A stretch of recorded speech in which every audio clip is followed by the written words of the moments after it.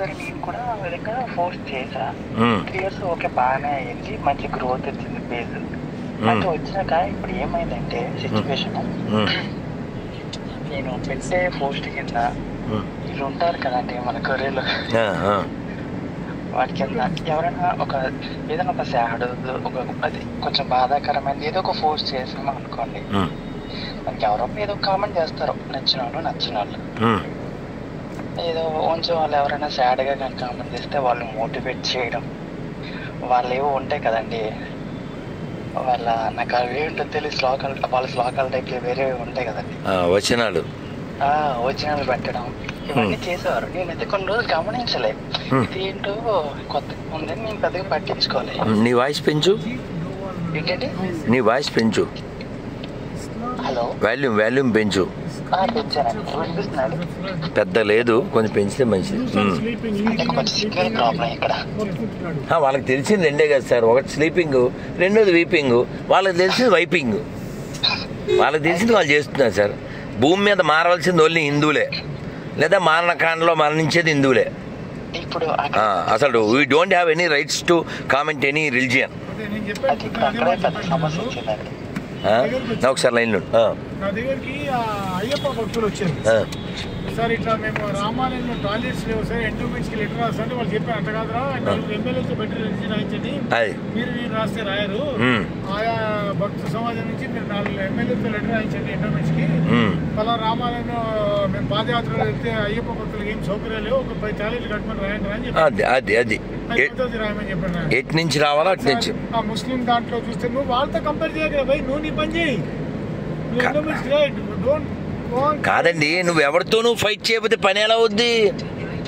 నువ్వు ఎవరితోనూ చెయ్యవు. ఇప్పుడు దర్శనానికి వెళ్తాడు, హే నడు అని ఆడు తోస్తే ఈడు తోయించుకుంటాడు, రేపొద్దున మరకొచ్చి కొత్తి కోయించుకుంటాడు. ఇంతేనా? రియాక్ట్ అవ్వా? నువ్వెవడరా పనివాడివిరా, చెయ్యేస్తే చెయ్యి తీస్తా అనాలి కదా. దేవాదాయ శాఖలో ఈఓ అయినా చైర్మన్ అయినా ఎంప్లాయ్ అయినా పనివాడు, వర్కర్ చాలా వినయంగా, మనం బాస్ దగ్గర వినయంగా ఉండాలి. ఎందుకని అని బతికిచ్చేది మనమే, ఉండిలో డబ్బులు వేసి. పన్నుడు పెత్తనం చేయడం ఏంటి సార్? ఇది ఎవరికి ఉండాలి? మనకు ఉండాలి రియాక్ట్ అవ్వడం. చెప్పు నాయన.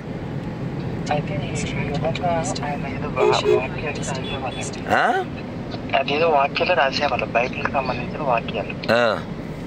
అది ఏంటి అని నేను అడిగాను. యేసు ఒక్కడే దేవుడు, అతని అందరికి తోలు తీసేస్తారు అలా అంటే.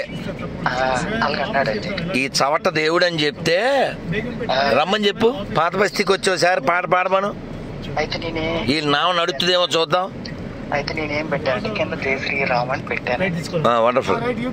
అయితే పెట్టాక ఇంకా అది కొంచెం ఇష్యూ పెద్దదైంది అవ్వాలి. నువ్వు ఇంకో విషయం ఏంటంటే, ఎవడు కామెంట్ పెట్టినా ఆడి పేరు చూడు. నువ్వు మాకే పుట్టావు అనే విషయం చెప్పు చాలు. అసలు ఏసి ఎవడికి పుట్టాడో మనకు అనవసరం, వాళ్ళ నాన్నకి ఆడికి ఎంతమంది నాన్నలో మనకు అనవసరం. ఈ నాన్న పేరు అడుగు, ఆడి నమ్మే ఎల్లలో బైబిల్లో ఉందేమో చూపించమను. అయిపోయా. శ్రీధర్ ఎంత గొప్ప పేరు, ఎవడికి పుట్టాడు? ఆ పేరు లేకుండా బతకెళ్తే నాతో చాటింగ్ చేయి, లేకపోతే నువ్వు చేసే చీటింగు మాకు అక్కర్లేదు, బోకడా బైబిల్ అని చెప్పు. డైరెక్ట్ గా నేనేం చేశానంటే ఆ ఇన్బాక్స్ కి మెసేజ్ చేశాను, ఏంటిది మీరు మత ప్రచారాలు చేస్తున్నారా ఏంటి అని అడిగితే, అలాగేం లేదు, నేను డైరెక్ట్ గా నీకు ఏమీ అడగలేదు కదంటే, మరి నా పోస్ట్ లో నువ్వెందుకు కామెంట్ చేస్తున్నావు అని అడిగాను. అడిగాక ఇంకా కొంచెం విషయం పెద్దదైంది. ఏమైంది అంటే, అయితే మరి మీ దేవుడు గొప్పవాడు అంటున్నా కదా, మరి రాముడు కృష్ణుడు వీళ్ళంతా ఎవరని అడిగాను నేను. అలా అడగకూడదు, అది ఓకే. నీ పేరు ఎవరి పేరు? రాముడు వారి పేరు కదా, శ్రీధర లక్ష్మీదేవి భర్త. నీకు పేరు కూడా పెట్టలేని చవట యేసు. ఆ చవట నీకు దేవుడు ఎలా అయ్యాడు? ఆడు ఎవడు పుట్టాడు తెలుదు, ఆడు చవట. వాడికి మాత్రం రిప్లై ఏం లేదు. అయితే నీ బైబిల్ అంతా ఒక బూత్ పురాణం, ఎందుకు వాటి వల్ల మాకేం వస్తుంది, మాకు వద్దు అని చెప్పాను. అయితే వాడు అదేదో చెప్పాడు, వాడు వాక్యం ఏదో చెప్పాడు, దేవుడు మళ్ళీ అంటే మళ్ళీ ఏదో కొత్తగా ఇది బైబిల్ అంట మార్చారంట కదండి. అదే ముందు మొదటిదేమో పాత నిబంధన, విను మొదటిది పాత నిబంధన, అది వ్యాపారం సరిగా సాగట్లేదని కొత్త నిబంధన, త్వరలో మూడోది చెత్త నిబంధన. అయితే ఎవరికి మూడొస్తే అప్పుడు మందు కొట్టి తాగేసి రాసేయడమే, అదే బైబిల్ అంటే. ఆది కాండము 19. సోది కాండం చెప్పు, దాని మీద పాట కూడా పాడాం.